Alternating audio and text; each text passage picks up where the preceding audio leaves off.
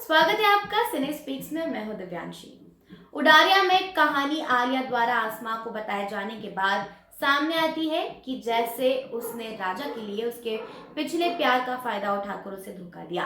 Flashback में आलिया चालाकी से राजा की प्रशंसा करती है, उस पर नियंत्रण हासिल करती है। फिर वह भावनात्मक रूप से उसे मंदिर में अपने बालों में सिंदूर लगाने के लिए प्रेरित करती है।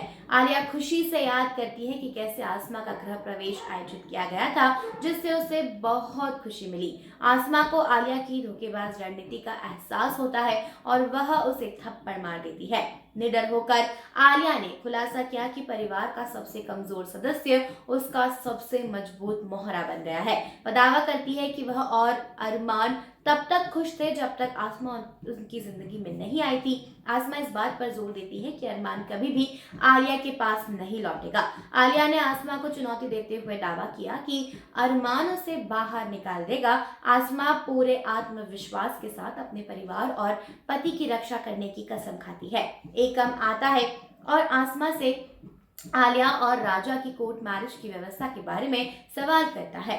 अरमान ने खुलासा किया कि उसने आसमा का बचाव करते हुए कोर्ट मैरिज की पहल की थी। एकम ने राजा जैसे युवा लड़के से शादी पर सवाल उठाया। आलिया अपने पापों का प्रायश्चित करने के लिए शादी स्वीकार करते हुए राजा का बचाव करती है। राजा आता है, एकम से पूछताछ करता है और आसमा एकम को सलाह देती है कि वह आलिया से उसे पहले से सूचित करने के बारे में सवाल करे। आलिया राजा की सुरक्षा के लिए आसमा को दोषी ठहराते हुए एक कहानी बनाती है। एकम आलिया की जिंदगी बर्बाद करने के लिए आसमा को दोषी ठहराता है।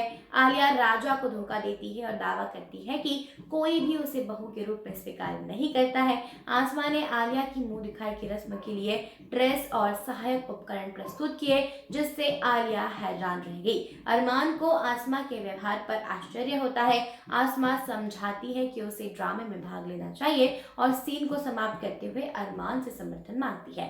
वहीं आगे क्या होगा यह देखना बेहद दिलचस्प होगा।